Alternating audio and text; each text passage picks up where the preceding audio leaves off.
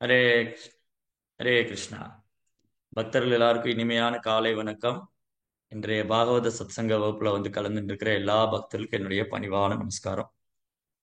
இங்க power problem, line இல்ல, current வந்தாதான் வெளிச்சமா. இன்னைக்கு ஸ்ரீமத் பாகவதத்துல 2ஆம் ஸ்கந்தம் 9வது அத்தியாயம் 35வது பதம், அதாவது சதுஸ்லோகியில 3வது ஸ்லோகம்.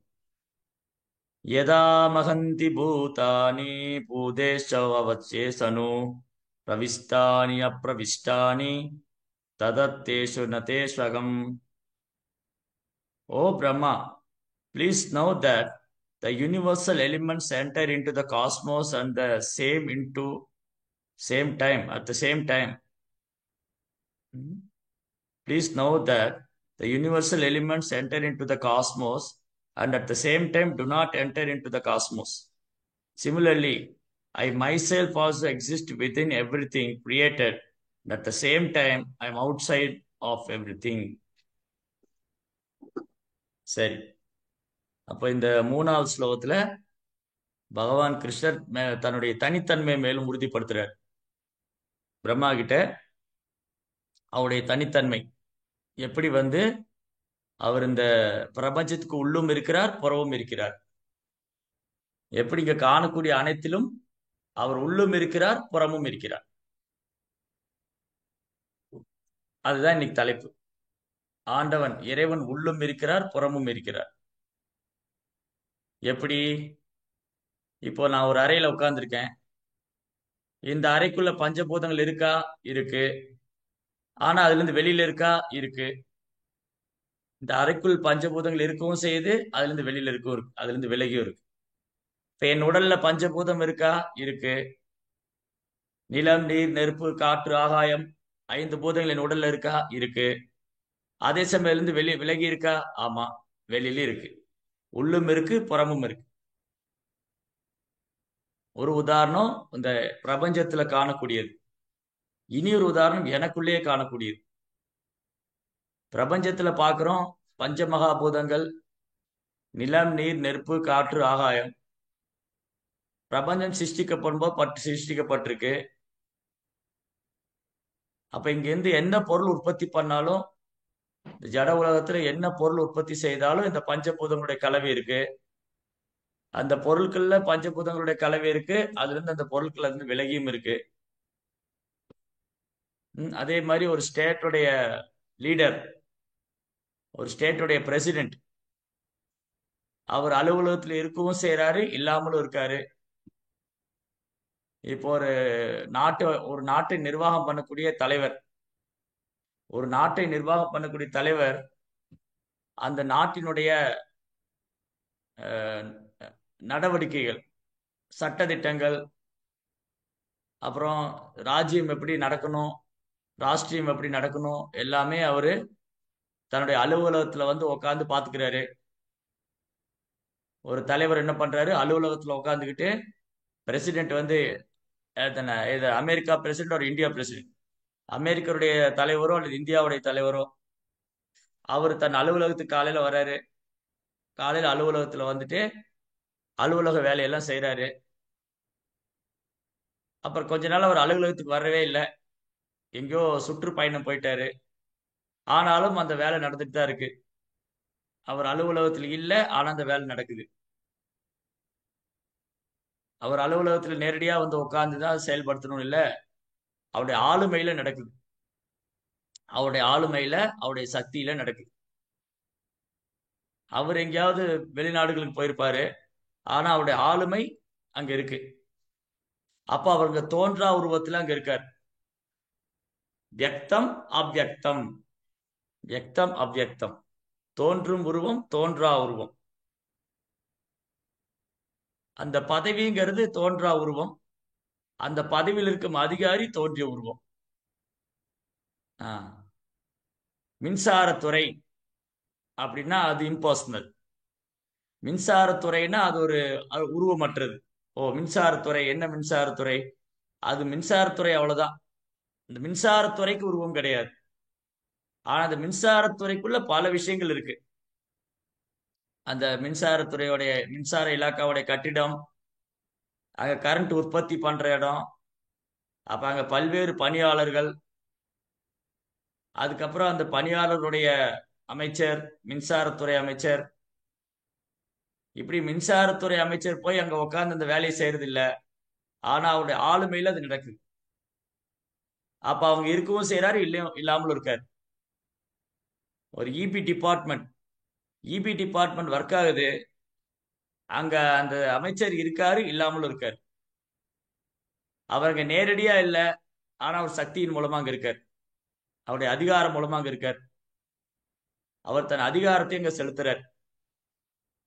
அவருடைய ஆளுமைக்கு கீழே அந்த இலாக்கா இருக்கு. மின்சாரத்துறை அமைச்சருடைய ஆளுமை கீழே அந்த இலாக்கா இருக்கு. ஆனா அந்த இலாக்கா அங்க உட்கார்ந்து இருக்காரு அவரு இல்ல. அவர் இருக்கவும் செய்யறாரு, இல்லாமலும் இருக்காரு. அதே மாதிரி நாட்டினுடைய தலைவர், அவருடைய ஆளுமைக்கு கீழே ராஜ்யம் நடக்குது, ராஷ்டிரம் நடக்குது. அவர் அங்க இருக்கவும் செய்யறாரு, இல்லாமலும் இருக்கிறார். இது ஒரு அற்ப ஜீவராசிக்கே இது பொருத்தமாக இருக்கும் போது, ஒரு சாதாரண அற்ப ஜீவராசி, இன்சிக்னிபிகன்ட் சோல், ஒரு அற்பமான உயிரினம், ஒரு அற்பமான உயிரினத்துக்கு இது சாத்தியப்படும் போது, இரண்டாவது இந்த பிரபஞ்சத்துக்குள்ள பஞ்சபூதம் இருக்கு, அதுக்குள்ள இருக்கு, வெளியில இருக்கு. இது பகவானுடைய புறசக்தி, கிருஷ்ணனுடைய பகிரங்க சக்தி, கிருஷ்ணனுடைய மாயா சக்தி. அப்போ பகவானுடைய சக்திக்கே இவ்வளவு ஆற்றல் இருக்கும்போது, பகவானுடைய சக்திக்கே இவ்வளவு ஆற்றல் இருக்கும்போது, ரைட், பகவானுடைய சிறிய அம்சமான ஜீவனுக்குள்ள இவ்வளவு ஆற்றல் இருக்கும்போது, அப்போ இதையெல்லாம் படைத்த இறைவனுக்கு எவ்வளவு பெரிய ஆற்றல் இருக்கும். இதெல்லாம் படைத்த இறைவனுக்கு எவ்வளவு பெரிய ஆற்றல். இந்த பௌதிக சக்தி அதீத சக்தி வாய்ந்தது. பௌதிக சக்தி அதீத சக்தி வாய்ந்தது. நெருப்பு பாருங்க, காட்டுல யாராவது போய் தீ வைக்கவா செய்யறாங்க? இரண்டு மூங்கில் மர ஹரே கிருஷ்ணா. காட்டுல யாராவது போய் நெருப்பு வைக்கவா செய்யறாங்க? ரெண்டு மூங்கில் மரங்கள் உரசும் போது அந்த மூங்கிலுக்குள்ள நெருப்பு இருக்கா? இருக்கு, இல்லாமலும் இருக்கு. அந்த ரெண்டு மரங்கள் உரசும் போது அங்க நெருப்பு பிடிச்சு பத்திடுது. அப்ப விறகுல நெருப்பு இருக்கு, இல்லாமலும் இருக்கு. ரைட். அப்ப இந்த இரண்டு மரங்கள் உரசும் போது அங்க காட்டு தீ பரவுது. இந்த காட்டு தீ எவ்வளவு சக்தி வாய்ந்தது, அப்படியே கட கட கட கடன் பரவும். ஐ திங்க் ஒரு ஒன் ஆர் 2 இயர், ஒரு வருஷத்துக்கு முன்னாடி என்னமோ அமேசான் காட்டுல நெருப்பு பத்திக்கிச்சு. அப்படியே காடு பூரா நெருப்பு பத்து. இத ஃபயர் சர்வீஸ் எல்லாம் வச்சு, தீயணைப்பு துறையை வச்சு அணைக்க முடியாது. அவ்வளவு சக்தி இருக்கு நெருப்பு. அப்புறம் மழை பெஞ்சு அணைஞ்சா தானா அணைஞ்சா உண்டு, இல்ல மழை பெஞ்சு அணைஞ்சா உண்டு. ரெண்டாவது நீர், நீருக்கும் அதீத சக்தி உண்டு. இப்ப பாருங்க, கேரளால வயநாட்டுல கடினமான மழை பெஞ்சு நிலசரிவு அப்படியே எல்லாத்தையும் தண்ணி ஸ்வாலா பண்ணுது. ஸ்வாகா, நெருப்பும் ஸ்வாகா பண்ணும், நீரும் ஸ்வாகா, எல்லாம் அப்படி இழுத்துரும். காற்று, வங்கக்கடலில் குறைந்த காற்றழுத்த தாழ்வு மண்டலம் புயலாக வலுப்பெறுகிறது. எப்பொழுது வேணாலும் கரையை கடக்கலாம். கடலோர பகுதியில் இருக்கும் மக்கள் வேறு இடத்துக்கு மாறவும். இந்த ஆற்றில் வெள்ளப்பெருக்கு வரப்போகிறது, அந்த கரையில் இருக்கிறவங்க இந்த இடத்த விட்டு போயிடுங்க.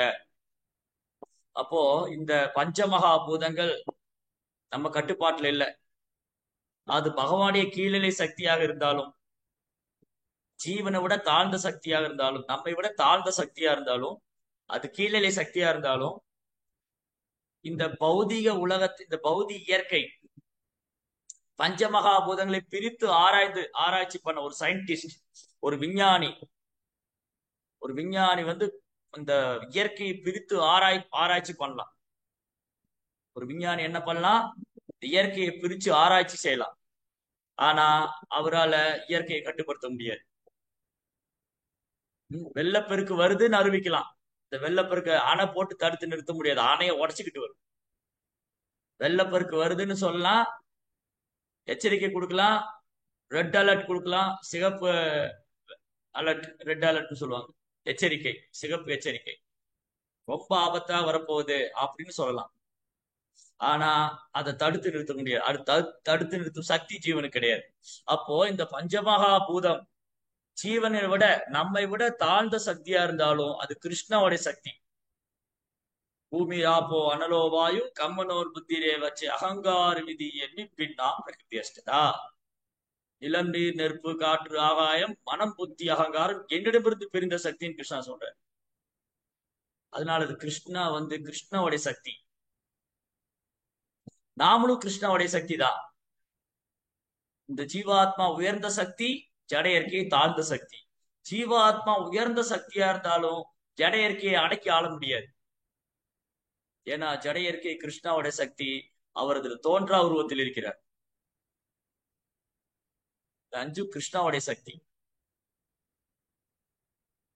அப்போ இதெல்லாம் அறிவிக்க முடியும். புயல் வரப்போகுது, ஆனா கட்டுப்படுத்த முடியாது. சுனாமி வரப்போகுது, கட்டுப்படுத்த முடியாது. அப்போ இது எதுவுமே என்னுடைய கட்டுப்பாட்டுல இல்லை. அப்புறம் எனக்கு எதுக்கு வீணாங்காரம்?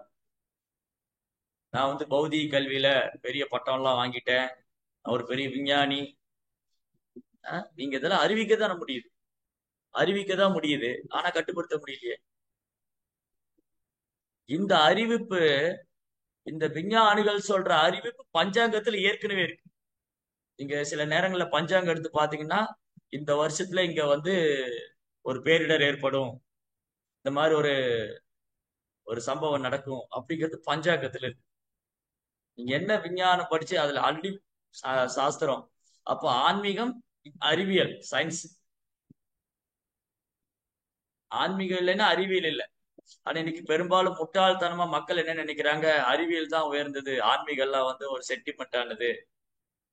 ஆன்மீகமா அறிவியலா அப்படின்னு கேள்வி கேட்கும் போது நிறைய பேர் அறிவியலை தேர்ந்தெடுக்கும். அறிவியல், சயின்ஸ். என்ன சயின்ஸ்? இங்க ப்ரோபா சொன்னார் சயின்ஸை பத்தி சொல்லும்போது, மெடிக்கல் சயின்ஸ். மன தத்துவத்தை படிக்கிறாங்க, உடல் தத்துவத்தை படிக்கிறாங்க. Physical science and psychological science. மன தத்துவ நிபுணர்கள்லாம் இருக்காங்க.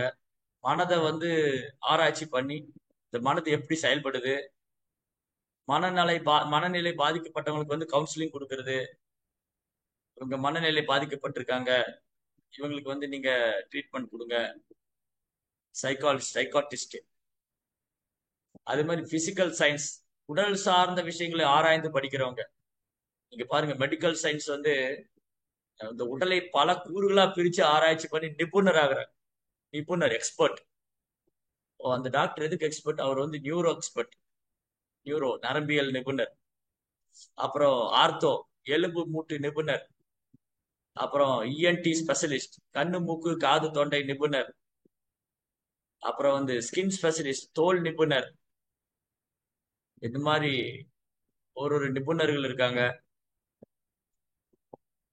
கார்டியாலஜிஸ்ட், இந்த மாதிரி பல்வேறு நிபுணர்கள் இருக்காங்க. ஆனா இன்னைக்கு அவனுக்கு ஆச்சரியமா தான் இருக்கு, இந்த பாகங்கள்லாம் எப்படி செயல்படுது. சில நேரங்கள்ல அவங்க உடல்ல சில உபாதைகள் ஏற்படும் பொழுது அது எதனால வந்ததுன்னே அவங்களால கண்டுபிடிக்க முடியல. அப்ப இந்த உடலை பல கூறுகளை ஆராய்ச்சி பண்ணாலும், இந்த ஜட அறிவை வைத்துக்கொண்டு, பௌதிக கல்வி வைத்துக்கொண்டு இந்த உடலை பல கூறுகளை ஆராய்ச்சி பண்ணாலும் சில நேரங்கள்ல அந்த வியாதிக்கான முடிவு தெரியாம, என்ன ரீசனே தெரியாம இந்த ஃபைலை க்ளோஸ் பண்ணும். Unknown reason. இவருக்கு ஏன் ஸ்ட்ரோக் வந்தது, இவர் எதுக்கு வந்ததுன்னே தெரியல, வந்துருச்சு. இவருக்கு எப்படி லிவர்ல கட்டி வந்தது, எப்படி வந்ததுன்னே தெரியல. ஏதோ இன்ஃபெக்ஷன் ஆயிருக்கலாம், ஏதோ நடந்திருக்கலாம், அப்படிதான் சொல்ல முடியும். அப்போ இந்த சிறு மதியை வைத்துக்கொண்டு நாம் பெரும் கர்வம் கொள்ளக்கூடாது. இன்னைக்கு நம்ம பல்வேறு சாதனைகள் படைக்கலாம். ஒரு மருத்துவர் ஒரு உயிரை காப்பாத்த கடும் முயற்சி பண்ணலாம், ஆனா அது அவர் கையில இல்ல. ஒரு நோய்வாய்ப்பட்டவரை காப்பாத்துறதுக்கு மருத்துவம் முயற்சி பண்ணும். வெரி குட், நல்ல விஷயம்தான். ஒரு நோயாளியை குணப்படுத்துறதுக்கு மருத்துவர்கள் முயற்சி பண்றாங்க. ஆனா கிருஷ்ணா அனுமதிச்சால் அல்லாது அந்த ஜீவனை காப்பாற்ற முடியாது. கிருஷ்ணா அனுமதி கொடுக்கணும். ஓகே, இந்த ஜீவாத்மாவுக்கு இன்னும் டைம் முடியல, டைம், நேரம், அவருக்கு நேரம் இன்னும் முடியல. அதனால அவருடைய உடலை வந்து அவருடைய ஆன்மா உயிர் வந்து இப்ப போகக்கூடிய நேரம் இல்ல. இன்னும் அந்த ஜீவன் அனுபவிக்க வேண்டியது நிறைய இருக்கு. சோ காரணம் குணசங்கஸ்ய, இந்த முக்குணத்தினுடைய சங்கத்தினால, காரணத்தினால ஒரு குறிப்பிட்ட ஜீவனுக்கு ஒரு குறிப்பிட்ட உடல் கொடுக்கப்படுது. அந்த உடல் எடுத்து ஒரு ஜீவனுக்கு ஒரு உடல் கொடுக்கப்பட்ட உடனேயே அவருடைய ஆயுள் காலம் தீர்மானிக்கப்படுது. அவருடைய கர்ம வினையை அனுசரிச்சு ஒருத்தருடைய கர்ம வினையை அனுசரிச்சு அவர் எப்ப பிறவி எடுத்தாரோ அப்பவே அவருக்கு மரணம் தீர்மானிக்கப்பட்டது. ஜாதசிகி திருவம் மிருத்யு திருவம் ஜன்ம மிருத்துச்ச தஸ்மாத் அபரிஹாரத்தே தத்துவம் சோஷித்து மருகசி. பிறக்கப்பட்ட அனைவரும் ஒரு நாள் இறப்பது நிச்சயம், இறந்தவர் அனைவரும் ஒரு நாள் பிறப்பது நிச்சயம். இதுல கவலை கொள்றதுக்கு என்ன இருக்கு? அப்போ ஒரு ஜீவன் உடல் எடுத்துக்கிட்ட உடனே அந்த உடல் எவ்வளவு காலம், அந்த ஜீவாத்மா அந்த உடல்ல எவ்வளவு காலம் பிரயாணம் செய்யணும், டியூரேஷன் ஆஃப் லைஃப் இல்லையா? ஒரு கார் வாங்குறோம், அந்த கார் வந்து இவ்வளவு காலம் தாங்க நீங்க பயன்படுத்த முடியும். அப்புறம் ஒரு வீடு கட்டுறோம், இவ்வளவு காலம் தாங்க இந்த வீடை நீங்க பயன்படுத்த முடியும். இப்படி எந்த ஒரு பொருள், பௌதிகமான பொருள், ஒரு காரோ அல்லது வீடோ ஒரு வாகனமோ எது வாங்கினாலும் அதுக்கு ஒரு லைஃப் டைம் இருக்கு, அதுக்கு ஒரு கால அளவு. அந்த கால அளவு மட்டும் தான் பயன்படுத்த முடியும். இது ஒரு சைடு, இது ஒரு பக்கம்.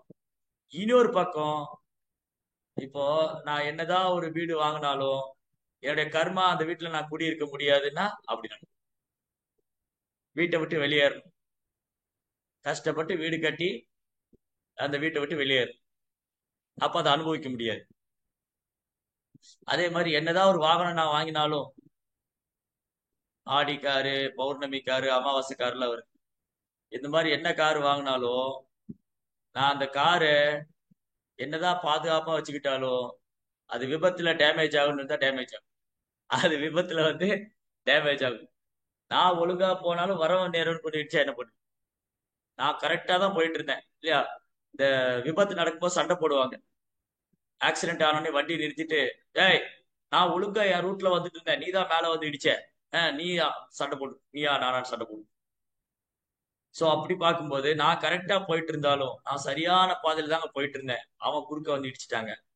அவன் குடிச்சிட்டு வந்து வண்டி ஓட்டியிருக்காங்க, அவன் வந்து கண்ணு மண்ணு தெரியாம வண்டி ஓட்டிட்டாங்க, அவனுக்கு வந்து டிரைவிங்கே தெரியாது, லைசன்ஸ் எல்லாம் இல்ல, வண்டி எடுத்து ஓட்டியிருக்கு. இந்த மாதிரி ஏதாவது காரணம், ஏதாவது இருக்கு, ஏதேனும் ஒரு காரணம் இருக்கும்.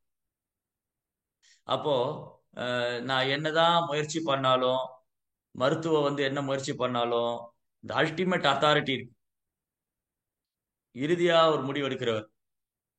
அது அவர் நம்ம கர்மம் அனுசரிச்சு முடிவெடுப்பார்.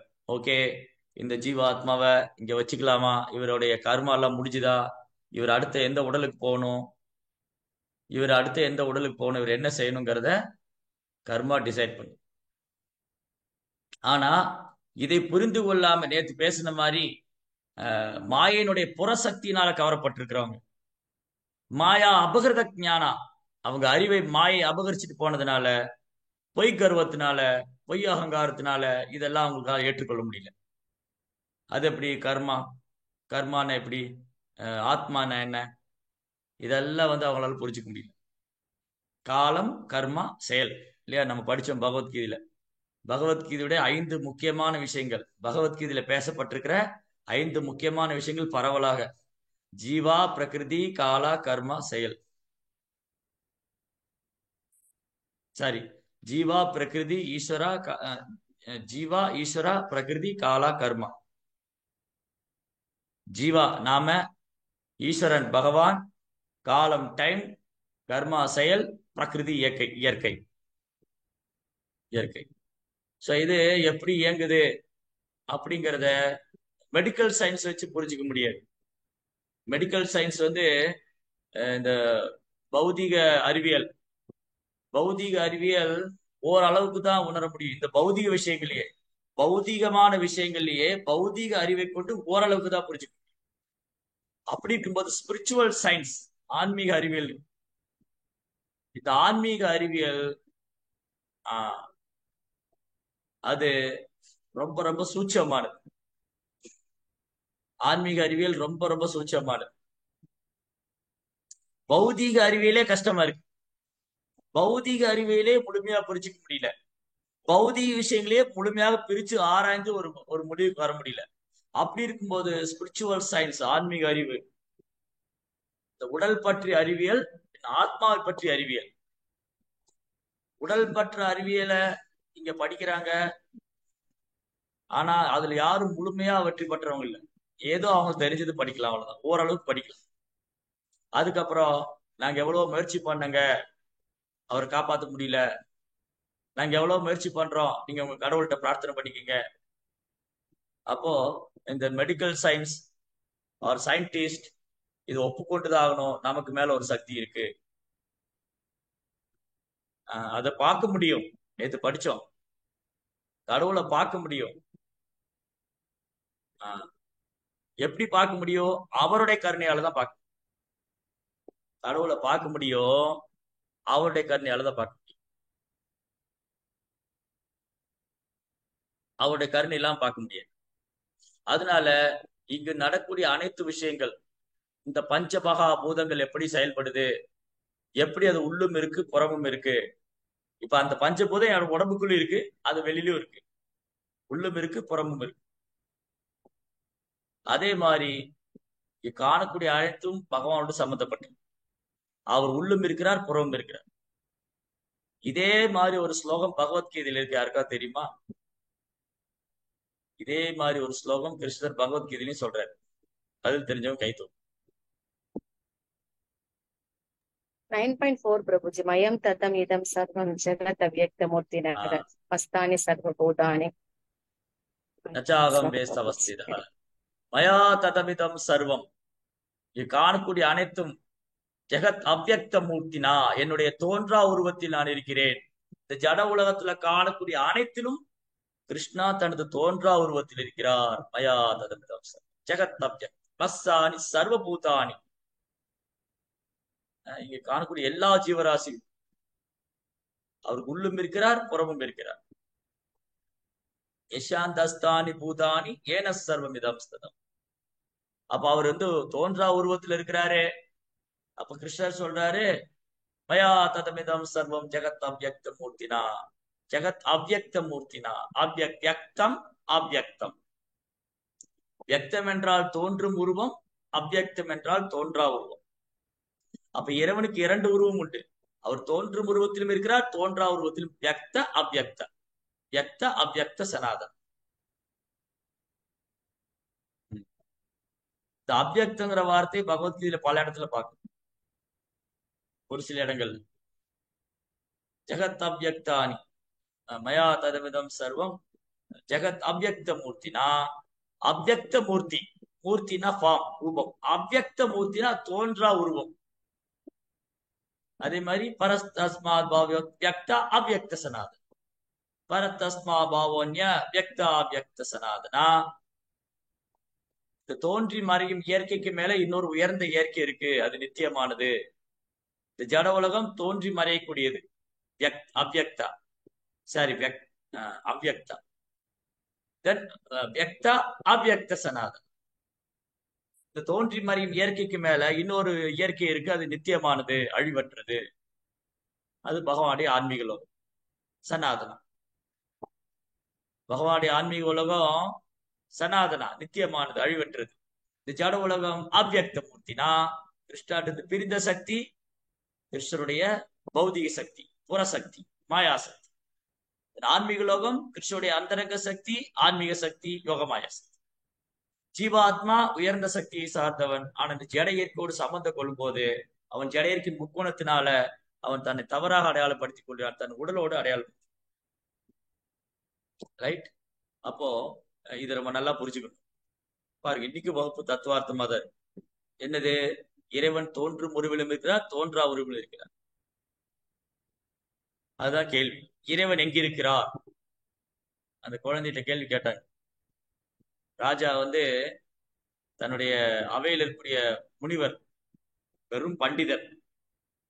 அந்த பண்டிதர்கிட்ட ராஜா 3 கேள்வி கேட்டார்.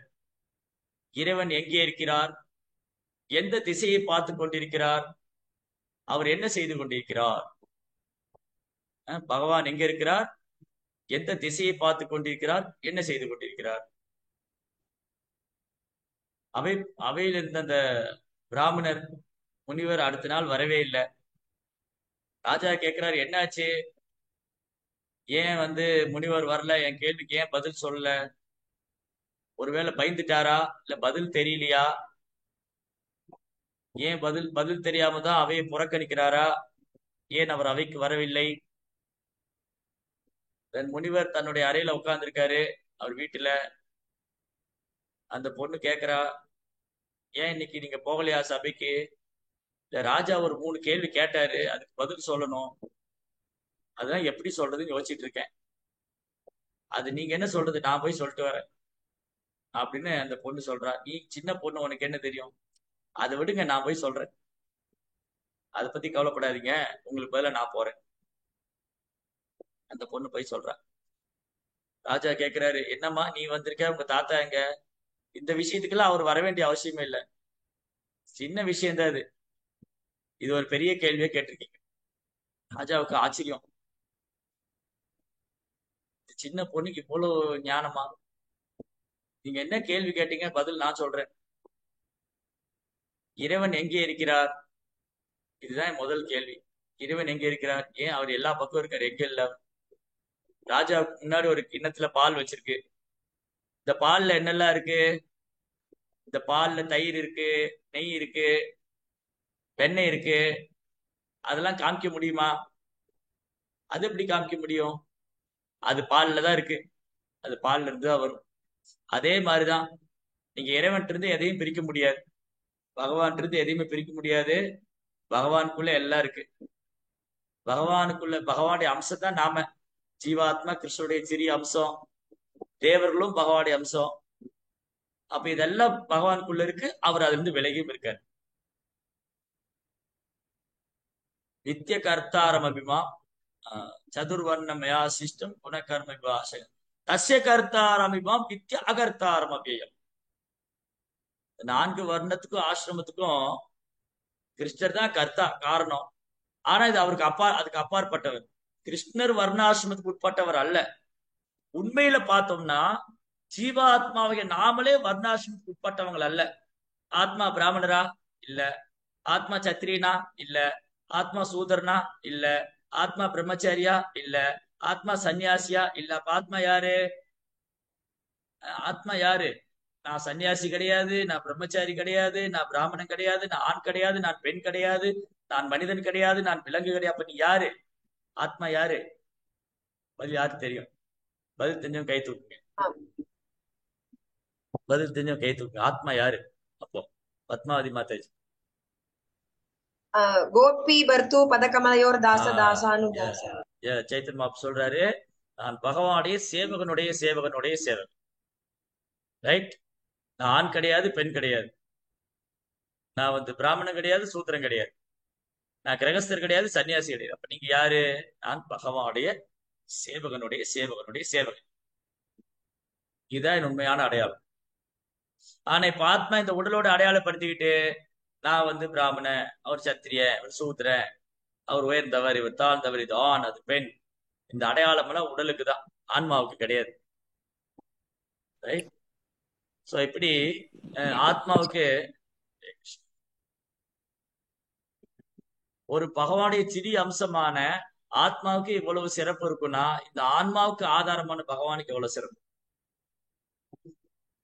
ஒரு ஒரு நாட்டினுடைய தலைவர் அவருடைய ஆளுமையை நாடு முழுவதும் செலுத்தும் போது, ஏன் பகவான் தன் ஆளுமையை இந்த பிரபஞ்சம் முழுவதும் செலுத்த முடியாது? அது அகம் சர்வசிய பிரபோ மத்த சர்வம். இது முன்னாடி படிச்சோம். இங்க காணக்கூடிய அனைத்துக்கும் நான் தான் ஆதாரம், நான் தான் காரணம். அவர்தான் சர்வ காரண காரணம். அதனால அந்த பொண்ணு சொல்லிச்சு, பால்குள்ள எல்லாம் இருக்கே, அதை பிரிச்செல்லாம் காமிக்க முடியாது. அது பால்ல இருந்தா எல்லாம் வருது. தயிர், வெண்ணெய், நெய், பால்கோவா, எல்லாம் பால் தான் ஆதாரம். அப்ப பால் எப்படி எல்லாத்துக்கும் ஆதாரமா இருக்கோ, அப்ப இறைவன் எல்லா பக்கம் ஆதாரமா இருக்காரு. பாலுக்குள்ள தயிர் இருக்கா? இருக்கு. காட்ட முடியுமா? காட்ட முடியாது. இந்த பிரபஞ்சத்துக்குள்ள கிருஷ்ணர் இருக்காரா? இருக்காரு. பார்க்க முடியுமா? இது ஜடக்கண்ணால பார்க்க முடியும், உணரத்தான் முடியும். எப்படி பால் தயிரா மாறிடுச்சு. ஓ, இது பால் தயிரா மாறிடுச்சு, இந்த சுவை மாறிச்சே. எப்படி பால் தயிரா மாறிச்சு? அது எப்படி காட்டுங்க நீங்க. இந்த பாலுக்குள்ள தயிர் எங்க இருக்கு காமிங்க. அப்படி காட்ட முடியும். பாலினுடைய ஆதாரம் பால், அதுல இருந்து தயிர். ரெண்டு சுவை வேற வேற. ஒன்றானது வேறானது. இந்த பால்ல தான் தயிர் வந்தது, ஆனா சுவை வேற வேற. ஒன்றானது வேறானது. அந்த பால்ல இருந்தா தயிர், அப்ப தயிருக்குள்ள பால் இருக்கு, அல்ல பாலுக்குள்ள தயிர் இருக்கு. அந்த மாதிரிதான் இங்க காணக்கூடிய அனைத்தும் பகவானுக்கு அது உள்ளே இருக்காரு, புறமும் இருக்கு. புருஷஸ்ய பரபார்த்தா பக்தியா லப்தஸ்து அனன்யயா யசாந்தஸ்தானி பூதானி ஏன சர்வம் இதம் ததம். புருஷா, அவர் ஒரு நபர். அவரு ஒரு நபர். ஓ, அப்ப கடவுள் வந்து எல்லா பக்கம் இருக்காரு அப்படின்னா அவர் உருவம் கிடையாது. மாயாவாதிகள், அருவாவாதிகள், பிரம்மவாதிகள் சொல்ற மாதிரி கடவுள் எங்கும் வியாபிச்சிருக்காரு, எல்லாம் அவருக்குள்ளே இருக்கு, அவருக்கு உருவம் இல்ல அப்படின்னு சொல்ல முடியாது. அவருக்கு உருவம் உண்டு, அதனாலதான் அவர் புருஷா, புருஷோத்தமா. புருஷ பரப்பார்த்தா, அவர் பரம புருஷர். அந்த பரம புருஷரை இப்போ இப்போ இந்த கடவுள் எங்க இருக்காரு? எல்லா பக்கம் இருக்காரு. அவர் எந்த திசையை பார்த்துட்டு இருக்காரு? அவர் எல்லா திசையுமே பார்த்துக்கிட்டு இருக்காரு. எப்படி? ராஜா முன்னாடி ஒரு தீபம் எரியுது. இந்த தீபம் எந்த திசையை பார்க்குது? தீபம் எந்த திசையை பார்க்குது? தீபம் எல்லா திசையும் பார்க்குது. ரைட். சில சில நம்பர் சில அப்ப சொல்லுவாங்க, வீட்டுல விளக்கு ஏத்தும் போது கிழக்க பார்த்து விளக்கு ஏத்தி வைக்க, அந்த திசையை பார்த்து விளக்கு ஏத்தாதீங்க, அது கூடாது. இந்த திசையை பார்த்து விளக்கு ஏத்தாதீங்க, கூடாது. அந்த திசையை பார்த்து விளக்கு ஏத்துங்க. நீங்க விளக்கை எந்த திசையை நோக்கி ஏற்றி வைத்தாலும் அதன் வெளிச்சம் எல்லா திசைக்கும் போகும். அதுல ஒரு சடங்கெல்லாம் வச்சிருப்பாங்க, இந்த திசையில பொறுத்த கூடாது, அந்த திசையில வைக்க கூடாது. ஆனா விளக்கின் ஒளி, நாம் விளக்கை எந்த திசையில் நோக்கி வைத்தாலும், நான் விளக்கை வந்து கிழக்கே பொருத்தி வைத்தாலும், நான் விளக்கை கிழக்கு திசையை நோக்கி வைத்தாலும் அதன் வெளிச்சம் எல்லா திசையும் பரவும், எங்கும் பரவும், வியாபிக்கும். அது போல இறைவன் எங்க இருக்கிறார், என்ன செய்து என்ன எந்த திசையை பார்க்கிறாரு? அவர் எல்லா திசையும் பார்க்கிறார். அவர் இல்லாத இடமும் இல்லை, அவருக்கு எல்லையும் இல்லை. புருஷஸ்ய பரப்பார்த்த, அதனால ஒரு புருஷர். அவர் எல்லா பக்கம் இருக்காருன்னா அவருக்கு உருவம் இல்லைன்னு அர்த்தம் இல்லை. அவர் தன் தோன்றா ரூபத்தில் எல்லா பக்கம் இருக்கிறார். நாட்டினுடைய தலைவர் வந்து அன்னைக்கு ஆபீஸ்க்கு வரல அப்படின்னா போச்சு, அவர் இல்லைன்னு அர்த்தம் இல்லை. அவர் வரலைனாலும் அலுவலகம் நடக்குது, நின்னு போகல. அவர் சுற்றுலா போனாலும் வேலை நடக்குது, நின்னு போகல. அப்ப என்ன அர்த்தம்? அவர் ஆளுமை அங்க இருக்கு, அவர் தோன்றா உருவத்தில் இருக்காரு. அதனால அவருக்கு உருவம் இல்லைன்னு அர்த்தம் இல்லை. அவர் ஒரு நாள் வந்து உட்காருவார், அவரே 2 நாள் கழிச்சு வந்து உட்காருவார். ஓ, இந்த ஆபீஸ்ல இந்த இந்தியாவுக்கு பிரசிடென்ட் இல்ல, இல்லையே, அங்க ஆபீஸ் எல்லாம் நடக்குதே, அது அவர் நடக்குது, அவர் இல்ல. ஆனா ஒரு நாள் வந்து உட்கார்ந்துட்டு இருக்காரு. ஓ, அவர் தானே இவரு. அப்போ அவர் தோன்றா உருவில் இருக்கிறார், அதே சமயம் ஒரு நபரா உட்கார்ந்துருக்கார். அதே மாதிரிதான் பகவான் தன் தோன்றா உருவத்தில் எங்கும் வியாபிச்சிருக்கிறார். அதனால அவருக்கு உருவம் இல்லைன்னு அர்த்தம் ஆயிடாது. அது வந்து அதுதான் மாயாவாதிகளோட வேலை. மாயாவாதி, பிரம்மவாதி, அருவவாதி எல்லாம் இதுதான் நினைச்சுக்கிட்டு இருக்காங்க. ஓ, அவர் எல்லா பக்கம் இருக்காரு, உருவம் கிடையாது. ஆனா வைஷ்ணவ ஆச்சாரியர் பிரபுபார் என்ன கேட்கிறாரு? எல்லா பக்கம் இருக்கிற கடவுள் ஏன் விக்கிரகத்துல இருக்க மாட்டாரு? எல்லா பக்கம் இருக்கிற கடவுள் ஏன் கோயில்ல இருக்க மாட்டாரு? ரைட். சோ அதனால இந்த கோயில் வழிபாடு, விக்கிரக வழிபாடு, நம்ம எளிமையாக மனதை ஒருநிலைப்படுத்தி விடலாம். நான் வந்து பிரகலாத் மகாராஜர் மாதிரியோ அல்லது துருவ மகாராஜா மாதிரியோ ஆகச்சிறந்த ஒரு தூய பக்தர் கிடையாது. எங்கும் வியாபிச்சிருக்கிற இறைவனை காணும் அளவுக்கு எனக்கு அறிவு இல்லை. ஓ, கிருஷ்ணர் வந்து எல்லாம், நான் காணும் அனைத்தையும், இங்கு காணக்கூடிய அனைத்தையும் பகவான் உடைய அம்சமாக பகவானோடு சம்பந்தப்படுத்தி அனைத்திலும் பகவானை காணக்கூடிய அறிவு எனக்கு இல்லை. அது வேணா அருவாவாதிக்கு மாயாவாதிக்கு வேணா ஒரு வேலை இருக்கலாம். அப்படி இருந்தாலும் அவன் கிருஷ்ணரை முழுமுத கடவுளை ஏற்றுக்கொள்ள போறது இல்லை. அப்போ என் மனதை நான் ஒருநிலைப்படுத்துவதற்காக இந்த குறைந்த அறிவுடைய இந்த ஜீவனுக்கு அனுகிரகம் பண்றதுக்காக பகவான் விக்கிரக ரூபத்துல வர்றார். அவர் விக்கிரக ரூபத்துல வந்து பக்தர்களோட அன்பு பரிமாற்றம் செய்யறார். இந்த அருவவாதி, மாயாவாதி, சூன்யவாதி, அப்புறம் பிரம்மவாதி இவங்க எல்லாம் நினைக்கிறாங்க இதுதான் உயர்ந்தது, தோன்றா உருவம், கடவுளுக்கு உருவமே கிடையாது, அந்த பிரம்மம் தான் எல்லாமே. அதனாலதான் அவங்க அறிவு குறைந்த அறிவு, அவங்க புத்தி சுத்தமா இல்ல.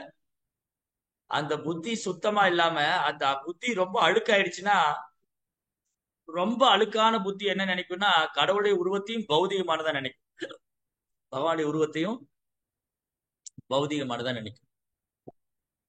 புருஷஸ்ய பரப்பார்த்தா, அவர் பரமபுருஷர். ஓ அர்ஜுனா, நான் பரமபுருஷன், புருஷஸ்ய பரப்பார்த்தா.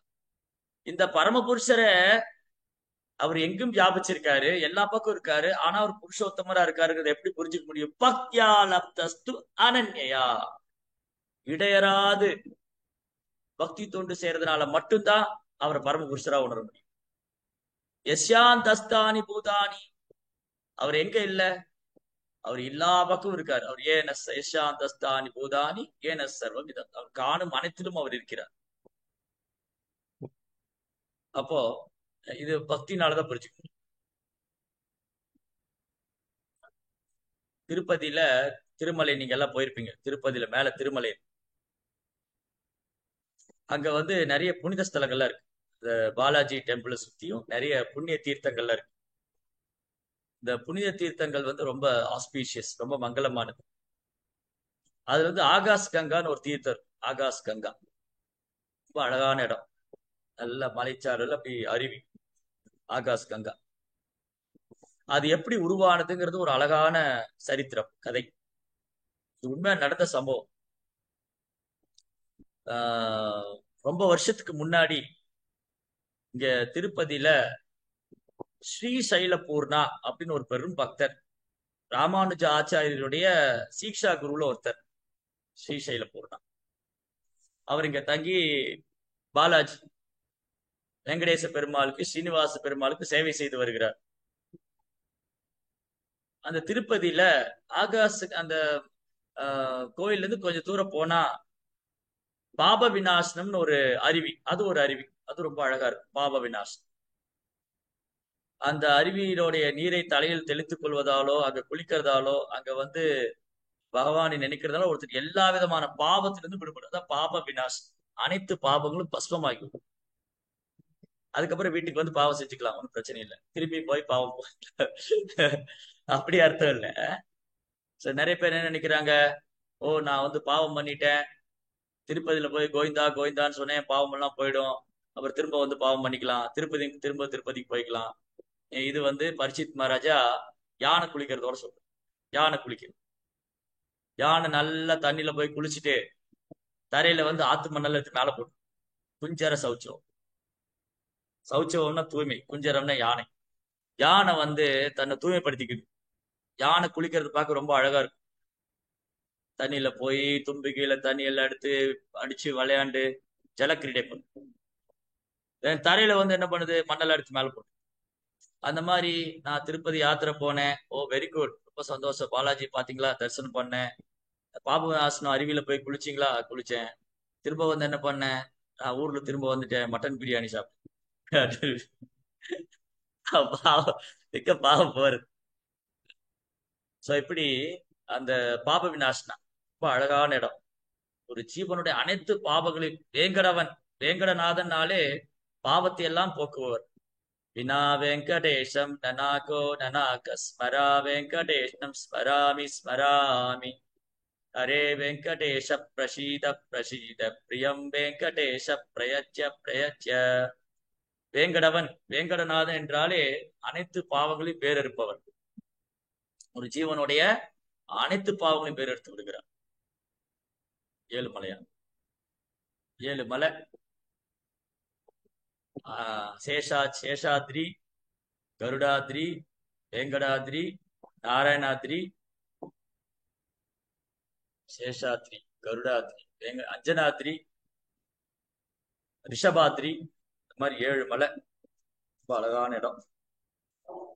அந்த ஏழு மலையார், அந்த ஏழு மலையில இந்த பாபநாசனத்தின் தீர்த்தம் பகவானுக்கு அபிஷேகம் பண்றதுக்காக அஹ், சீனிவாச பெருமாளுக்கு அபிஷேகம் பண்றதுக்காக போய் அங்கிருந்து தீர்த்தம் எடுத்துட்டு வரணும் பாபநாசனத்துல இருந்து. இந்த தீர்த்தம் எடுத்துட்டு வந்தா ரொம்ப தூரம் நடந்து வரணும். அப்பெல்லாம் கரடு முரடான பாதை, கொடூரமான மிருகங்கள்லாம் அதிகமா இருக்கு. ஆனாலும் பகவானுடைய சேவைக்காக பகவானுடைய சேவைக்காக ஆச்சாரியர் போய் அங்க தண்ணி எடுத்துட்டு வர்றார். பாபநாசனம் தண்ணி எடுத்துட்டு வர்றார். அப்போ ஒரு நாள் ஒரு வேடன் காட்டில் வேட்டையாடக்கூடிய வேடன் வில்லும் அம்போடு ஒரு வேடன் வருகிறார். அந்த வேடன் சொல்றாரு, இவர் தண்ணி எடுத்துட்டு போறாரு பகவானுக்கு அபிஷேகம் பண்றதுக்காக, பகவானுக்கு திருமஞ்சனம் செய்யறதுக்காக. அவருக்கு சுத்தமா காலையில குளிச்சு அந்த அருவியில இருந்து தண்ணி எடுத்துட்டு போறாரு. வேடன் வந்து சொல்றாரு, ஐயா எனக்கு ரொம்ப தாகமா இருக்கு, கொஞ்சம் தண்ணி கொடுங்க. இல்லப்பா, இது வந்து நீ இன்னும் கொஞ்சம் தூரம் போனீங்கன்னா அந்த அருவி இருக்கு, அங்க போய் குடிச்சுக்க. இது நான் பகவானை கைங்கிறதுக்காக எடுத்துட்டு போறேன். இது நான் உனக்கு தர முடியாது. இது நம்ம இந்த இந்த பாத்திரம் வந்து நாம பயன்படுத்துறதல்ல, இது பெருமாளுக்கு உள்ளது. இந்த பானை, ஒரு அழகான பானை வச்சிருக்கேன். இந்த பானை வந்து பெருமாளுக்காக உள்ளது. இது நான் இப்போ உனக்கு தர முடியாது. ஏன்னா மண்பானை வந்து ஒரு தடவை தான் பயன்படுத்த முடியும். அதனால சொன்னாரு, இந்த மண்பானை நான் இப்போ பெருமாளுடைய சேவைக்காக வச்சிருக்கேன், இது உனக்கு தர முடியாதப்பா. தண்ணி கேட்டா தர முடியாதுங்கிறீங்க அப்படின்னு ஒரு அம்பு போட்டு அந்த பானையை உடச்சிடுவேன். பானையை உடச்சு தண்ணி கொடுத்தாரு. ஓ, இந்த பையன் இப்படி பண்ணிட்டானே, நான் பெருமாளுக்காக தண்ணி எடுத்துல போனேன், இப்படி பண்ணிட்டியே நீ. இவ்வளவுதானே, உங்களுக்கு என்ன வேணும்? பெருமாளுக்கு தண்ணி எடுத்துட்டு போகணுமா? தன் அம்பை எடுத்து அதுல ஒரு வில் எடுத்து அதுல அம்பு வச்சு அப்படி ஆகாசம் நோக்கி விடுறாரு. அங்க இருக்கு அப்படி அற்புதமான ஒரு தீர்த்தம். நீங்க ஏன் அவ்வளவு தூரம் போறீங்க? இந்த தீர்த்தத்துக்கு ஒரு பெருமாளுக்கு கொடுங்க, இங்க இருந்து போங்கன்னு அவர் மறைச்சிட்டாரு. அப்போ சீனிவாசன் சீனிவாச பெருமாள் பாலாஜி தன் பக்தர் ஏன் இவ்வளவு சிரமப்படணும்? அவ்வளவு தூரத்துல இருந்து எனக்கு தண்ணி எடுத்துட்டு வர்றாரு. பக்கமா இருந்தா சௌரியமாயிடுமே அவர் சேவைக்கு. இதுதான் பகவானுக்கும் பக்தனுக்குள்ள அன்பு பரிமாற்றம்.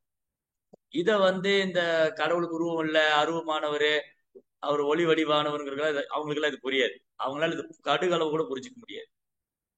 ஆச்சாரிய பகவானுக்கு பக்தர் சேவை செய்கிறார். ஆச்சாரியர் என்ன பண்றாரு? ஒரு தூய பக்தர் தன் மனம், புத்தி, சிந்தனை எல்லாம் பகவானுக்கு அர்ப்பணித்து மச்சித்தா மத் கத பிராணா, தன்னுடைய சிந்தனை எல்லாம் என் மேல முழு சிந்தனையை பகவான் மேல நிறுத்தி, தன்னுடைய உடல், பொருள், ஆவியெல்லாம் பகவானுக்கு அர்ப்பணித்து மச்சித்தா மத்கத பிராணா, போதையந்த பரஸ்பரம் ஒருவருக்கொரு உபதேசம் செய்து கொண்டு எப்போதும் பேரானந்தம் அனுபவிக்கிறார். எந்த ஒரு சிரமத்தையும் பார்க்காம அந்த குளிர்ல. அப்ப அடிப்படை வசதியே கிடையாது.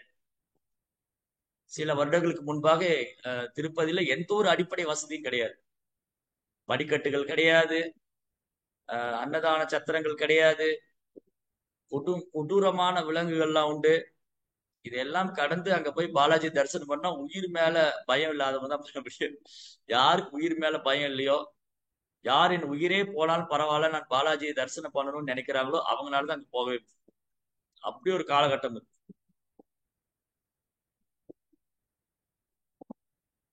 ஆனா தூய பக்தர்கள் அவங்க பகவானி திருவடிகளை பூர்ணமா அடைக்கலம் கொண்டிருக்கிறதுனால இந்த உடலுக்கு என்ன வேணா நேரலாம், இந்த ஆன்மா பகவானை சேவிக்கு தானே. அப்படி அந்த அர்ப்பணிப்போட, அந்த மாதிரி அர்ப்பணிப்போட சேவை பண்ணக்கூடிய பக்தருக்கு பகவான் என்ன பண்றாரு? அவரு பக்தனுக்கு சேவை பண்றதுக்காக வந்தார். பக்தர் பகவானுக்கு சேவை பண்ணிட்டு இருக்க, பகவான் பக்தருக்கு சேவை பண்றதுக்காக வர. அது சொன்னாரு, ஸ்ரீசைல பூர்ணா, நீங்க அங்க போக வேண்டாம், இந்த ஆகாஷ் தீர்த்தத்துமே எடுத்து வந்து எனக்கு அபிஷேகத்துக்கு எல்லாம் பயன்படுத்திக்கங்க. அப்போ இதுதான் பக்தி. பக்தினா இதுதான் பக்தி. என்னது? பகவானுக்காக எப்பேற்பட்ட அசௌகரியத்தையும் ஏற்றுக்கொள்ள தயாரா இருக்கு ஒருத்தருக்கு. இது வந்து ஜட உலகத்திலே பாரு.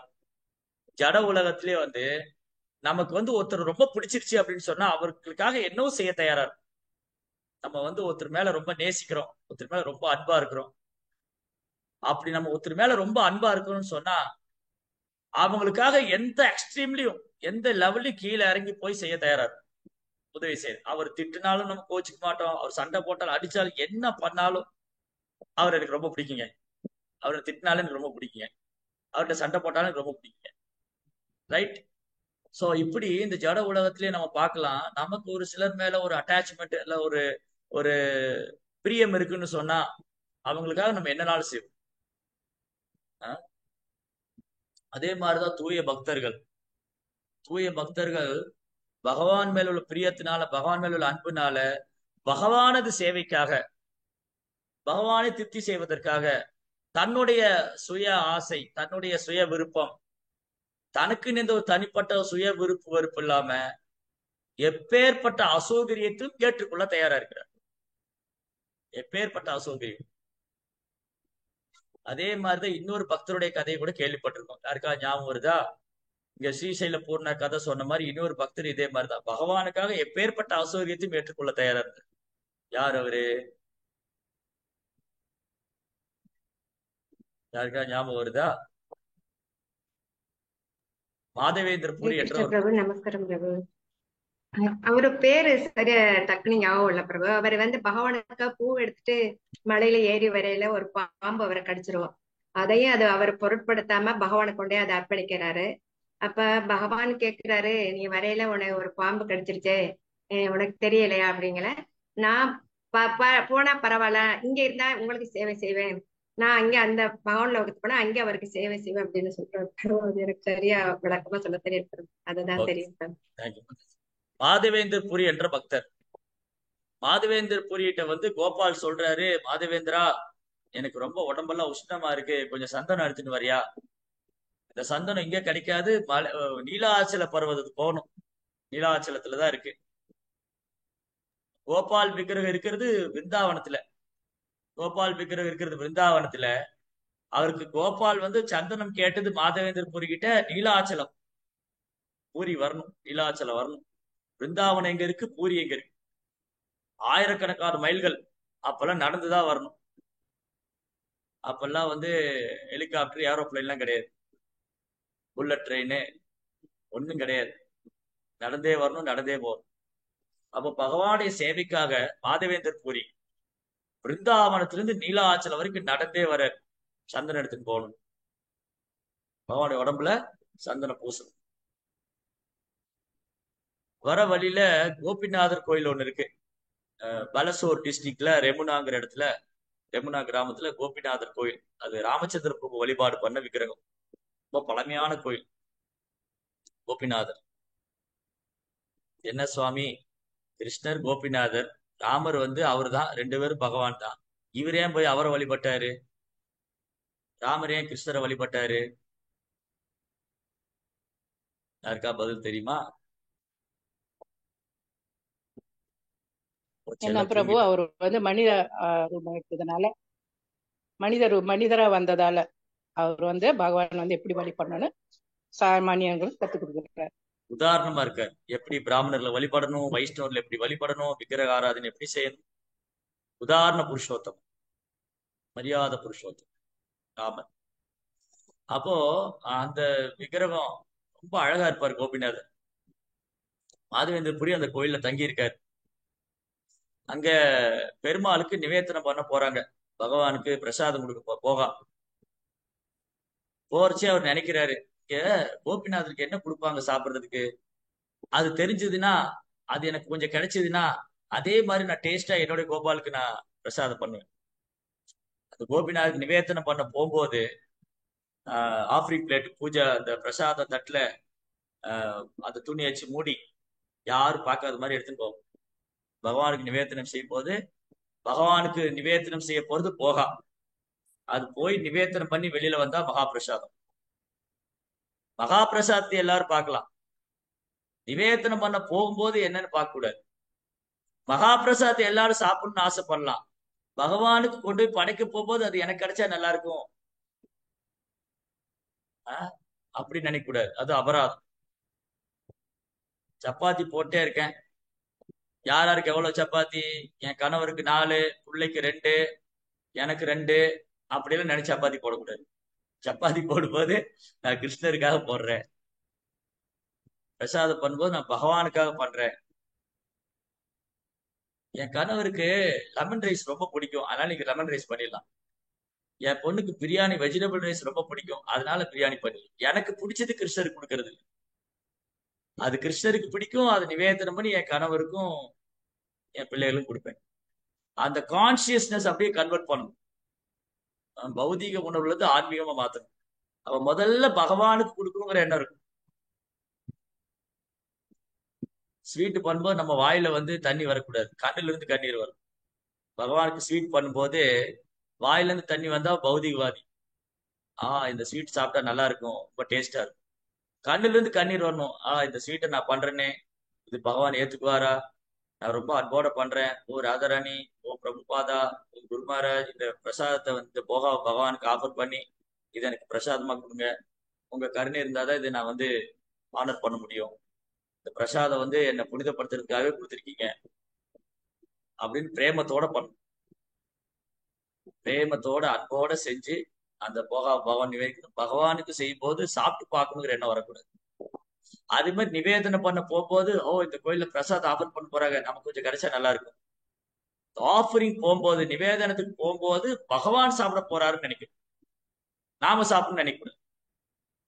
மாதவேந்தபுரி என்ன பண்ணிட்டாரு, அது கோபாலுக்கு, கோவிந்தனுக்கு, கோபிநாதர் சாரி, கோபிநாதருக்கு ஏதோ நிவேதனம் பண்ண போறாங்க. அது என்னன்னு கிடைச்சா நான் கொஞ்சம் சாப்பிட்டு பார்த்தேன்னா அது டேஸ்டா இருந்தா அதே மாதிரி என் கோபாலுக்கு பண்ணுவேன். இது அவர் பகவானுக்காக தான் நினைச்சது. ஏன்னா மாதவேந்திரபுரி நம்மளை போல ஒரு சாதாரண பக்தர் அல்ல, ஒரு தூய பக்தர். எதுக்காக நினைச்சாரு, அந்த நிவேதனம் பண்றது என்னன்னு தெரிஞ்சா அதே போல நான் கோபாலுக்கு செஞ்சு கொடுப்பேன்னு நினைச்சாரு. அதுக்கே அவர் தன்னை நொந்துகிட்டாரு. சே, என்னடா மனுஷனா, போய் போய் பகவானுக்கு நிவேதனம் பண்ணப்போ நான் சாப்பிட்டு பார்க்கணும்னு நினைச்சிட்டேனே, நான் வந்து இங்க கோயிலுக்கு அருகதையற்றவன்.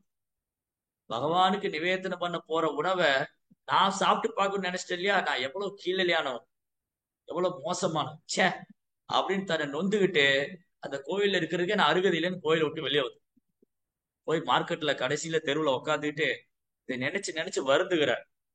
ச்சே, இப்படி பண்ணிருக்க கூடாது. போய் போய் போய் பகவானுக்கு நிவேதனம் பண்ண போகும்போது நான் சாப்பிட்டு பார்க்கணும்னு நினைச்சிட்டேனே, எவ்வளவு மோசமானவன் அப்படின்னு அதை நினைச்சு நினைச்சு மனது ரொம்ப வேதனைப்படுறேன். இந்த பூஜாரி என்ன பண்ணாரு, ஒரு 12 பானையில பாயாசம் எடுத்துட்டு போனோம். அது வச்சு பாயாசம் நிவேதனம் பண்ணுவாங்க, ரொம்ப டேஸ்டா இருக்கும். அந்த கோயில்ல, கோபிநாதர் கோயில்ல பாயாசம் வந்து ரொம்ப கீர், கீர் சொல்லுவாங்க நார்த் இந்தியால, கீர், பால் பாயாசம் நம்ம ஊர்ல. அந்த கீர் வந்து அவ்வளவு டேஸ்டா இருக்கும். அதுக்கு அமிர்த கேலின்னு பேர். அமிர்தம், நம்ம யாருமே அமிர்தம் சாப்பிட்டது இல்ல, நமக்கெல்லாம் பால் தான் அமிர்தம். அந்த பாலை நல்லா காய்ச்சி அதுல 2 குங்குமம் பூ போட்டு அதுல கொஞ்சம் தேனை விட்டு எல்லாரும் பசியில் இருப்பாங்க. நிறைய பேர் வீடியோ ஆஃப் பண்ணி வேற வச்சிருக்காங்களா, அதே மாதிரி இட்லி தோசை எல்லாம் சாப்பிட்டு தான் கிளாஸ் கேட்டு இருப்பாங்க. அவருக்கு எல்லாரும் சமைச்சுக்கிட்டே கேட்டு இருப்பாங்க. அதனாலதான் மியூட் பண்ணி விட்டு எல்லாரும் சட்டி பானையில விட்டுருவாங்க. அப்ப என்னாச்சு, அந்த கீரை வந்து அவ்வளவு டேஸ்டா இருக்கும். நீங்க போய் ஒரு தடவை அங்க போய் சாப்பிட்டீங்க, ஒரு பானை வாங்கி சாப்பிட்டீங்கன்னா அது திரும்ப திரும்ப சாப்பிட்டுட்டே இருக்கணும்னு தோணும். ஸ்வீட் இருக்கு இல்லையா, ஸ்வீட்டை பத்தி சொல்லும் போது ஒரு தடவை சாப்பிட்டுட்டு போதும் அப்படின்ட்டா அந்த ஸ்வீட்டு சரியில்லை, போதும் போதும் போதும். ஒரு தடவை எடுத்து வாயில வச்சாங்க, நல்லா இருந்ததுங்க போதுங்க அப்படின்ட்டாங்கன்னா அவங்க ஸ்வீட் பிடிக்கலன்னு அர்த்தம். ஒரு ஸ்வீட் கொடுத்தீங்க கையில, ஒரு இனிப்பு கொடுத்தீங்க, அது வாங்கி சாப்பிட்டு போதும் போதும் நல்லா இருக்கு அப்படின்னு சொன்னா ஒண்ணு அவர் சக்கரை வியாதியா இருக்கணும், ஒண்ணு அவருக்கு சக்கரை வியாதியா இருக்கணும், இல்ல அந்த ஸ்வீட் நல்லா இருக்கு. ஒரு தடவை வாங்கிட்டு திரும்ப திரும்ப சாப்பிடணும்னு தோணுச்சுன்னா அது ரொம்ப டேஸ்டா இருக்குன்னு அர்த்தம். ஒரு தடவை வாங்கிட்டு ஒரு தடவை சாப்பிட்டு இன்னும் கொஞ்சம் கூட கிடைச்சா நல்லா இருக்கும் அப்படின்னா அது டேஸ்டியா இருக்கு. ஒரு தடவை சாப்பிட்டதே திகட்டுச்சு அப்படின்னா அந்த ஸ்வீட் அதிகமாயிடுச்சு, வா செமையா இருக்கு போதும், ஆனா இதுக்கு மேல எல்லாம் சாப்பிட முடியாது. அது அப்படி பதமா செய்யணும், பகவானுக்காக செய்யும் போது அப்படி அழகா செய்யணும். அத பிரசாதம் சாப்பிடுற பக்தர் இன்னும் கொஞ்சம் கூட எனக்கு கிடைக்குமான்னு, சாப்பிடுற பக்தர் போதும் போது இதுக்கு மேல எல்லாம் சாப்பிட முடியாது. அப்படி பண்ணிருக்கிறாங்க, ரொம்ப சிறப்பா பண்ணிட்டாங்க. ஒரு தடவைக்கு மேல வாயிலே வைக்க முடியல, ஒரு தடவைக்கு மேல வாயிலே வைக்க முடியல. அப்படியும் பண்ணிடக்கூடாது. சாப்பிட்ட உடனே அப்படி ஷாக் அடிச்ச மாதிரி ஆகக்கூடாது.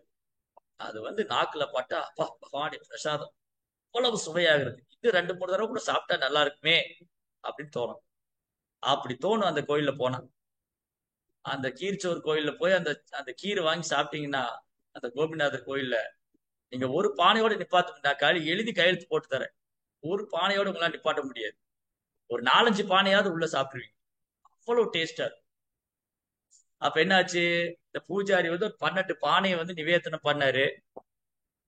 எல்லாம் முடிச்சுட்டு பகவானுக்கு ஆரத்தி எல்லாம் முடிச்சு ஓய்வு கொடுத்துட்டு அவர் தூங்க போயிட்டாரு. அவர் கனவுல அந்த கோபிநாதர் வந்தாரு. ஏ பூஜாரி, நீ வந்து பூஜாரி தான், நான் ஒத்துக்கிறேன். ஆனா கணக்குல நீ ரொம்ப வீக்கா இருப்ப போல இருக்க. நீ எனக்கு எத்தனை பானை நிவேதனம் பண்ண? 12. எத்தனை எடுத்துட்டு போன? 11. ஒன்னு எங்க கண்டுபிடிச்சியா? அது என் அங்கவஸ்திரத்துக்கு பின்னாடி வச்சிருக்கிறேன். அந்த ஒரு பானைய நான் திருடி வச்சிருக்கிறேன். யாருக்காக திருடி வச்சிருக்கிறேன்? என் பக்தன் மாதவேந்திர பூரி. அவர் வந்து மனவேதனை பட்டுட்டு மார்க்கெட்ல போய் உட்கார்ந்துருக்காரு. இந்த பானையை கொண்டு போய் மரியாதையா அவர்கிட்ட கொடு அப்படின்னு கோபிநாத் சொல்ற. உடனே கேட்டுருவாங்க, இவங்களுக்கெல்லாம் வேற வேலையே இல்ல. விக்கிரகம் பேசிச்சான், விக்கிரகம் திருடி வச்சுதான், விக்கிரகம் சாப்பிடுதான். இது இந்த பௌதிகவாதிங்க, நாத்திகர்கள், இவங்களால இது புரிச்சுக்கவே முடியாது. பிரேமா அஞ்சனா அதான் அடுத்தது. பக்திங்கிற மை பூசப்பட்ட கண்களால் உள்ளவங்க மட்டும்தான் பகவானை பார்க்க முடியும், அவருடைய லீலைகளை புரிஞ்சுக்க முடியும். இது சும்மா வந்து நேரம் போறதுக்காக உட்கார்ந்து பேசல. இந்த கதை, இந்த சரித்திரம் உண்மையாக நடந்தது. இன்னைக்கு அந்த கோயில்ல வந்து கோபிநாதருக்கு வந்து கீர்ச்சோர் கோபிநாதன் பேர். பாயாசத்தை திருடிய கோபிநாதன். யார் இருக்கிறாங்க? இங்க வந்து கவிதா மாதாஜி இருக்காங்க. அவங்க சின்ன வயசுல தெரியாம பக்கத்து சீட்ல உட்கார்ந்து அந்த பொண்ணுடைய ஜாமெட்ரி பாக்ஸ் திருடிட்டு வந்துட்டாங்க. அன்னைக்கு பேர் வச்சுட்டாங்க, ஜாமெட்ரி பாக்ஸை திருடி வச்ச கவிதா மாதாஜி, ஜாமெட்ரி பாக்ஸ் திருடி வச்ச. அது எப்பவுமே கூப்பிட்டா அவங்க கோவம் வருமா வராது? ஏதோ சின்ன வயசுல தெரியாம ஜாமெட்ரி பாக்ஸ் திருடிட்டு வந்துட்டேன், ஸ்கூல்ல இருந்து. ஏதோ ஞாபகம் மருதி எடுத்துட்டு வந்துட்டேன். அதுக்காக எனக்கு அதை பட்டமாவே கொடுத்துட்டாங்களா? எப்ப பாரு இந்த ஜாமெட்ரி பாக்ஸ் திருடின கவிதா மாதாஜி கூப்பிடுங்க அப்படின்னா கோவம் வரும், அடிக்க வருவாங்க. ஆனா கிருஷ்ணரை போய் வெண்ணெய் திருடினவரு, பாயாசம் திருடினவரு, பார்த்த அர்ஜுனுடைய டிரைவரு, பாண்டவருடைய தூதரு, இப்படி எல்லாம் சொன்னா அவர் சிரிச்சுக்கிட்டே சேவை பண்றாரு. பாருங்க, அந்த சேவையை ஏற்றுக்கிறார். பாருங்க, என்ன திருடன்னு சொல்றாங்க. நம்மளை யார திருடன்னு சொன்னா கோபம் வராது, அடிக்க போயிடும். ஹனுமான் பேரு அவருக்கு. ஆக்சுவலி அவர் ஆஞ்சநேயன், அஞ்சனா சூதன் ஆஞ்சநேயன். இந்த தாவை உடைஞ்சதுனால அவருக்கு ஹனுமான் பேர். இப்போ எனக்கு கண்ணு வந்து ஒரு பக்கமா இப்படி பார்த்துட்டு இருக்கு. என்ன வந்து அந்த ஒரு கண்ணு ஒரு மாதிரி இருக்கு இல்லையா, அந்த அவர் கூப்பிடுங்க, அந்த ஒன்றரை கண்ண பக்தர் கூப்பிடுங்கன்னா எனக்கு கோவம் வராது. எனக்கு பேர் இல்ல. எப்ப எனக்கு ஜெகதானந்தன் என் குருநார் அழகா பேர் கொடுத்திருக்கிறாரு. எனக்கு வந்து என் குரு மகாராஜ் ஜெகதானந்தான் பேர் கொடுத்திருக்கிறாரு. அந்த ஜெகதானந்தாவை கூப்பிடுங்க அப்படி சொன்னா எப்படி இருக்கும்? அந்த ஒன்றரை கண்ணன் கூப்பிடுங்க. யாரை பார்த்து ஒன்றரை கண்ணன் சொல்றேன்? சண்டைக்கு போயிடும் இல்லையா? என் குரு எனக்கு பேர் கொடுத்திருக்காரு, என்ன ஒன்றரை கண்ணன் சொல்றேன். அந்த மாதிரி அவருக்கு அஞ்சனா சூதன் ஆஞ்சநேயன். அவர் நம்மள எப்படி கூப்பிடுறோம்? ஹனுமான் ஹனுமான் கூப்பிடுறோம். அவரே சிரிச்சுட்டு ஆசீர்வாதம் பண்ணிட்டு இருக்காரு. இதுதான் தூய பக்தருக்கும் நமக்குள்ள வித்தியாசம். பகவான் அப்படிதான். பகவான் என்ன பண்றாரு? அவருக்கு பேரே கொடுத்துட்டாங்க, பாயாசத்தை திருடிய கோபிநாதன், கீர்ச்சோர் கோபிநாத். இன்னைக்கு அந்த கோயில் கீர்ச்சோர் கோபிநாத் கோயில்னா தான் தெரியல.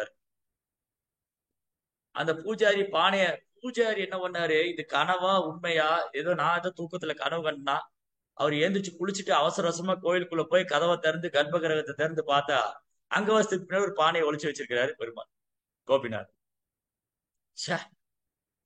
தன்னுடைய பக்தனுக்காக பகவான் பாயாசத்தை திருடி வச்சிருக்கிறாரா? திருடன்கிற பட்டத்தையும் வாங்கிட்டாரா? அப்படின்னா அவர் எப்பேற்பட்ட உத்தமமான பக்தரா இருக்கு. அந்த பானையை தூக்கிட்டு ஓடுறாரு. ஓ மாதவேந்திரபுரி, ஓ மாதவேந்திரபுரி, எங்க இருக்கீங்க? நீங்க எங்க இருக்கீங்க மாதவேந்திரபுரி? அந்த மார்க்கெட் பூரா கத்திட்டே போறாரு, மாதவேந்திரபுரி மாதவேந்திரபுரி. பார்த்தா ஒரு ஒரு மண்டபத்துல திண்ணையில உட்கார்ந்து ரொம்ப வருத்தப்பட்டு இருக்காரு. சரி, கோபிநாதருக்கு போய் நிவேதனம் செய்ய போகும்போது நான் சாப்பிட்டு பார்க்க நினைச்சிட்டேன். நாமளா இருந்தோம், ஏன் கொடுத்தாதான் என்ன பகவானு அப்படின்னு நம்ம நினைச்சிட்டு தப்பாவே நினைக்க மாட்டோம். ஆமா பிரசாதம் சாப்பிட்டு பார்க்க நினைச்சேன், என்ன குற்றம் அதுல? ஆனா அது நிவேதனம் பண்ணவே இல்லைங்க, ஏங்க நினைச்சீங்க? அதெல்லாம் அப்படிதாங்க, வாதம் பண்ணுவோம். தவறு செஞ்சுட்டு நம்ம அதை ஒத்துக்கவே மாட்டோம். பெரிய அட்வொகேட் ஆயிரும் நம்ம, நம்ம லா படிச்ச மாதிரி சட்டம் பேசிட்டு. ஆனா மாதவேந்தர் புரி அவ்வளவு எளிமையான பணிவான பக்தர். அவரு தன்னை நொந்து கொள்றார், நினைச்சிருக்க கூடாது. போய் போய் பகவானுக்கு நிவேதனம் பண்ணும்போது நான் சாப்பிட்டு பார்க்கணும்னு நினைச்சிட்டேன். பூஜாரி வந்து இந்த பானையை ஒரு நிமிஷம் குடிங்க. மாதவேந்திர புரி முன்னாடி வந்து பானை ஒரு கையில கொடுத்துட்டு சாஷ்டாங்கமா நமஸ்காரம் பண்ணு.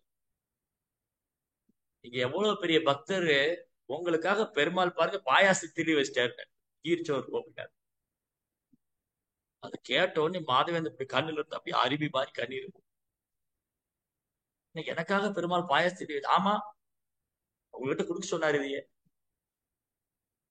ஒரு உடம்பெல்லாம் மயிர் குத்திட்டு நாவெல்லாம் தழுத அந்த பாயாசத்தை குடிக்கும் போது அவர் வந்து வானத்துக்கு பூமி குதிக்கிறார். ஜெய் கோபிநாத் ஜெய் கோபிநாத், பூமிக்கு ஆகாசத்துக்கு குதிக்கிறார். அந்த பாயாசத்தை குடிச்சிட்டு அப்படி அமிர்தம் பருகின மாதிரி ஆனந்தம். ஏன்னா பகவான் உச்சிஷ்டார், அவர் இச்சில் பகவான் சாப்பிட்டது அவ்வளவு சுவை.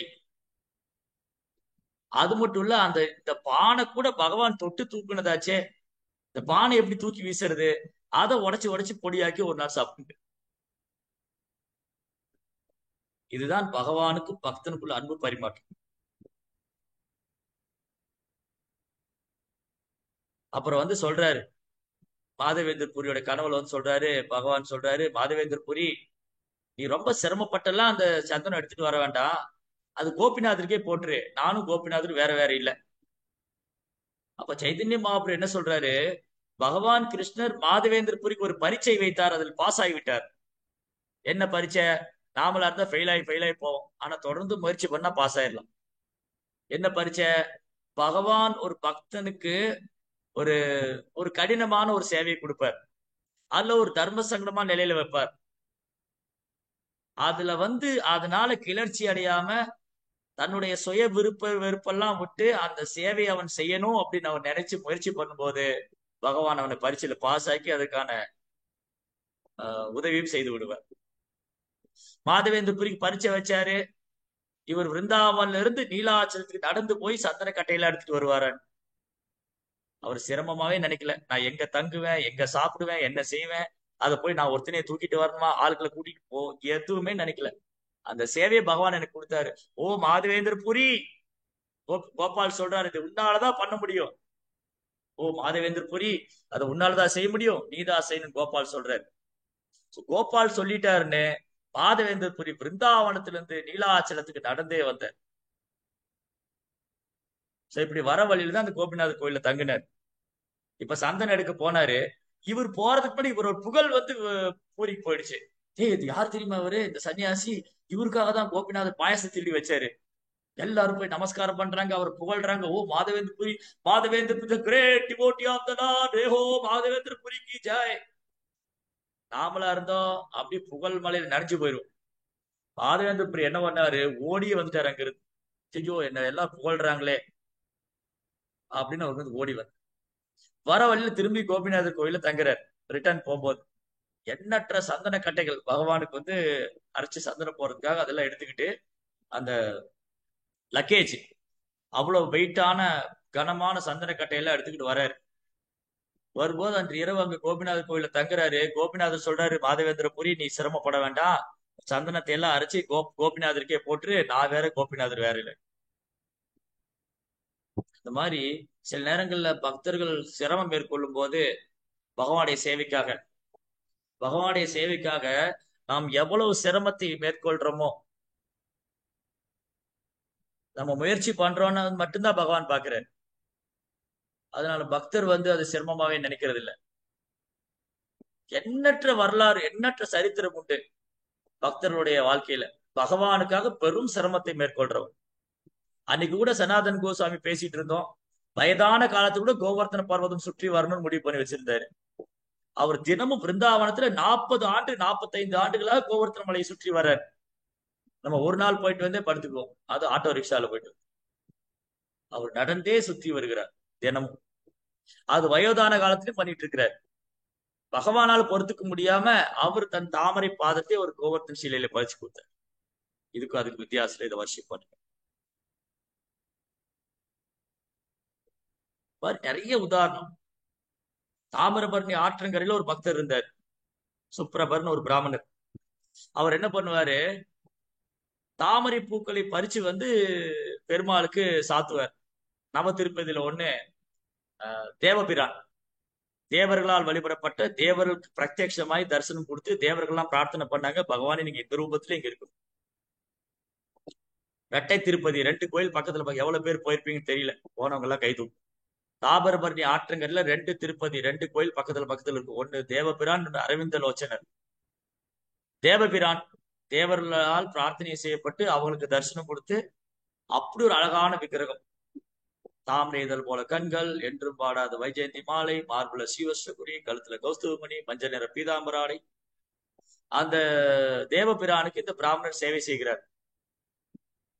கிட்டத்தட்ட ஒரு 1.5 கிலோமீட்டர் நடந்து போய் தாமிரபரணி ஆற்றங்கரையில தாமரை எடுத்து வந்து அர்ப்பணிக்கணும். ரொம்ப வயசாயிடுச்சு, அப்பவும் அதை பண்ணிக்கிட்டே இருக்காரு. ஒரு நாள் பார்த்தா இவர் தாமரை பூ எடுத்து திரும்புறாரு, பக்கத்துல பின்னாடி பகவான் நிக்கிறாரு. இவர் தாமிரபரணி ஆற்று தாமரை பூ எடுத்துட்டு இப்படி திரும்பினா பின்னாடி பகவான் நிக்கிறாரு. ஓ எம்பெருமானே, இது என்ன? அவர் சொன்னார், நீ இவ்வளவு வயசாகி இவ்வளவு தூரம் நீ வந்து அங்க இருந்து வந்து சேவை பண்ற, அதான் நானே இங்க வந்துட்டேன் அப்படின்னாரு. அப்ப இன்னொரு டபுள் தமாக்கா, என்ன சொல்றது, டபுள் ஆஃபர் போடுவாங்க. ஒண்ணு வாங்கினா இன்னொன்னு ஃப்ரீ. இந்த ஆடி மாசம் வந்துருச்சு இல்லையா, ஒரு சேலை வாங்கினா இன்னொரு சேலை இலவசம் அப்படின்னு நம்ம மாதாஜியெல்லாம் கூட்டம் கூட்டமா ஓடிடுவாங்க.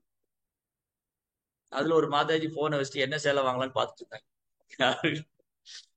ஒன்று வாங்கினா ஒன்று இலவசம். அந்த மாதிரி இந்த ரெட்டை திருப்பதியில ஒரு பெருமாளை சேவிக்க போனா இன்னொரு பெருமாளை சேவிச்சிடலாம், பக்கம் பக்கமா இருக்கு. அவர் சொன்னா, நீ கஷ்டப்பட வேண்டாம், நான் இங்கேயே நிக்கிறேன், நான் இங்கேயே சாத்திடுனாரு. அப்ப அவர் என்ன பண்ணாரு, தனக்கு கிடைச்ச பாக்கியம் எல்லாரும் கிடைக்கட்டும், யான் பெற்ற இன்பம் பெருகை வையகம். ஓ பெருமாளே, நீங்க அங்க தேவைப்படானா சேவை சாதிக்கிறீங்க, நீங்க இங்கேயும் வந்துட்டீங்க, இப்படியே இருந்து எல்லாருக்கும் தரிசனம் கொடுத்துருங்களேன் அங்கே. ஓகே சரி, அப்படியே ஆகட்டும்.